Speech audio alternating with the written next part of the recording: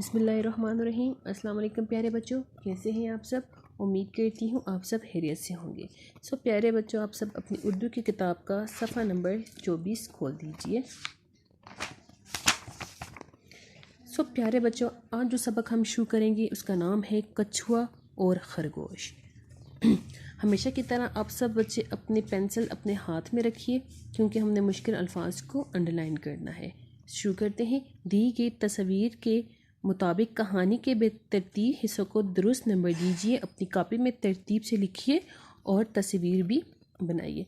प्यारे बच्चों, ये जो कहानी है ये हमें इसको डिफरेंट पैराग्राफ्स हमें दिए हुए हैं और ये बेतरतीब है, इसके बेतरतीब हिस्से हैं जिनको हमने तरतीब से लिखने होंगे। शुरू करते हैं। किसी जंगल में एक कछुआ और खरगोश रहते थे। जो लफ्ज़ से कछुआ और खरगोश, इसको आप अंडरलाइन कर दें। एक दिन खरगोश ने कछुए के आहिस्ता चलने का मजाक उड़ाया और कहा, तुम तो बहुत सुस्त हो, मुझे देखो मैं कितना चाको चुबंद और तेज़ हूँ। ये जो लफ्ज़ है चाको चुबंद, आप इसको अंडरलाइन कर दें। चलो क्यों ना हम दौड़ का मुकाबला करें, मुकाबला को भी आप अंडरलाइन कर दें।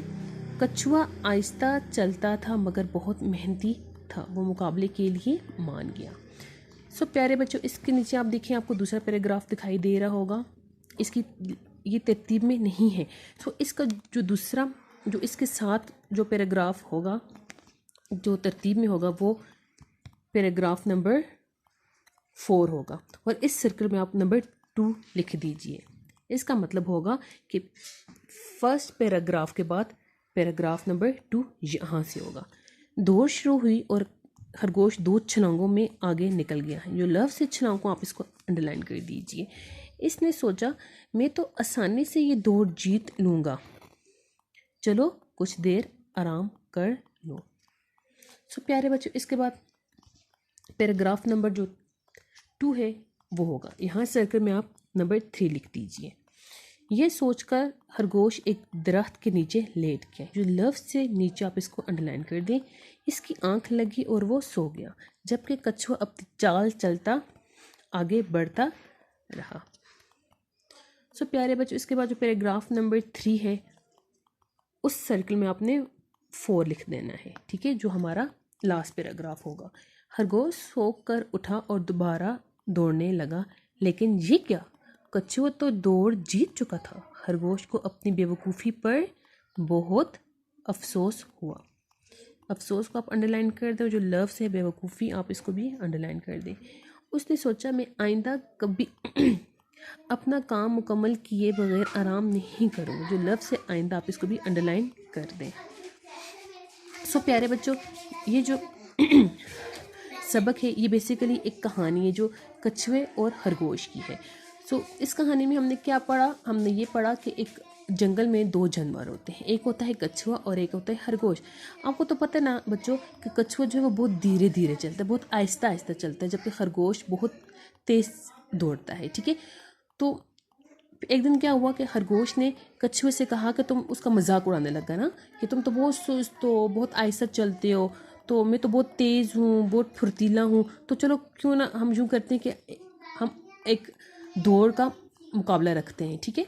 तो हम ये देखेंगे हम दोनों में से कौन तेज़ है, कौन ये रेस जीत जाएगा। तो क्या होता है कि फिर जब इन दोनों के दरमियान मुकाबला होता है तो कछुआ तो बहुत धीरे धीरे चलता है, बहुत आहिस्ता आहिस्ता चलता है ना। तो फिर क्या होता है कि खरगोश क्या होता है कि बहुत लंबी लंबी छलांगे लगाता है और बहुत दूर निकल जाता है। तो जब वो पीछे मुड़ के देखता है तो वो उसको कछुआ दिखाई नहीं देता। वो कहता है कछुआ तो भी बहुत दूर है, चलो क्यों ना थोड़ी देर में आराम कर लूँ। तो वो एक दरख्त के नीचे लेट जाते हैं और उसकी आंख लग जाती है, वो सो जाता है। इतने में क्या होता है कि कछुआ उसके पास से गुजरता हुआ आगे जहाँ पर दौड़ का अख्तिताम होता है वहाँ पर पहुँच जाते हैं और ये रेस जीत जाते हैं। जैसे खरगोश की आंख खुलती है, वो दौड़ दौड़ के बहुत तेज़ी से भाग के तो जब अख्तिताम तक पहुँचता है तो देखता है कि कछुआ तो पहले से ही वहाँ पर मौजूद होता है, ठीक है प्यारे बच्चों। प्यारे बच्चों, आपने क्या करना है, सबसे पहले सबक कछुआ और खरगोश का आपने टाइटल पेज बनाना है।